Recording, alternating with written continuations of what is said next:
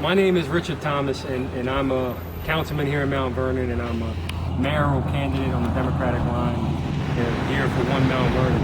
And I'm looking forward to raise awareness about Fire Prevention Week here in New York, particularly in Mount Vernon, where this year alone, between January and today, October 5th, there were approximately 39 structure fires, there were 40 kitchen fires, there were 9 car fires, and 4 fires that were prevented due to the hard work of Mount Vernon's firefighters.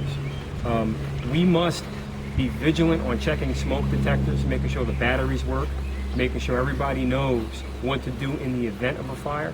And before I go on and talk more about the importance of fire prevention, behind us was a fire that happened because a contractor experienced a generator explode and catch fire in front of an elementary school.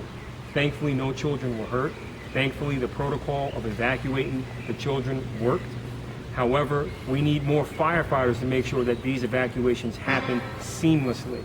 And when you look around and survey the collateral damage, the damage to the homes next door, the homes across the street, fires today burn hotter, faster than ever before because all the materials we use today comprise of synthetics, oils. So in 2 minutes, it takes about, for a room to envelope, up to 2,000 degrees versus 15 minutes from 20 years ago.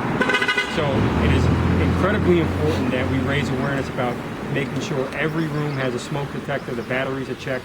And before I go on, I'm going to introduce Ernie Richardson, the president of Firefighters Local 107 here in Mount Vernon, to talk more about the operation and what to do for fire safety in Mount Vernon. So basically, I'm holding a basic smoke detector that you can pick up anywhere, Home Depot, CVS, wherever.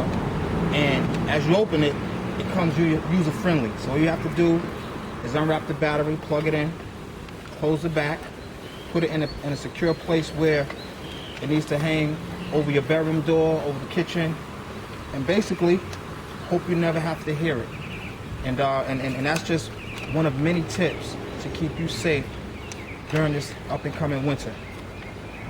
And you know, one of the things that we have to do, if you have small children, if you have elderly, if you know folks that live in your building or live in your home that may not have the best mobility, you want to make sure that you develop a plan and you make them sensitive to the event of responding to a fire or other emergencies, because as the temperature drops, you're going to have the increased use of electric heaters. We want to make sure that those power straps are not overloaded with other items. I mean, we have Xbox, flat screen TVs, iPhones, all these gadgets that can overload and result in an electrical fire.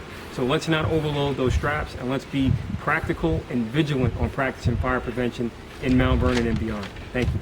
We'll take questions. From a fire perspective, like, what's the biggest problems you guys encounter? Right now, there are a variety of challenges, but the main one is staff levels at the fire department. As mentioned, there was a fire behind us that caused the evacuation of a school. And we had, thankfully, enough men to respond to the fire, but we needed more to make sure that the evacuation happened even faster. It worked, but the bottom line is we need more firefighters.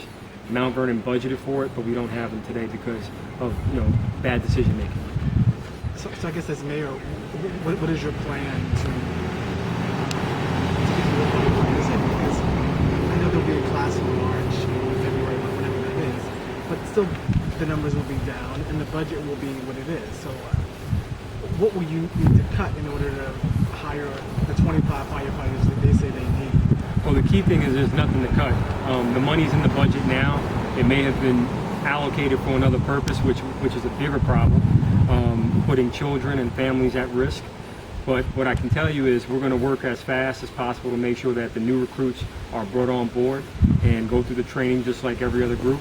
But we're going to hope that through these public engagement announcements about fire prevention, fire safety, we can make the public aware and more sensitive to that fires do happen.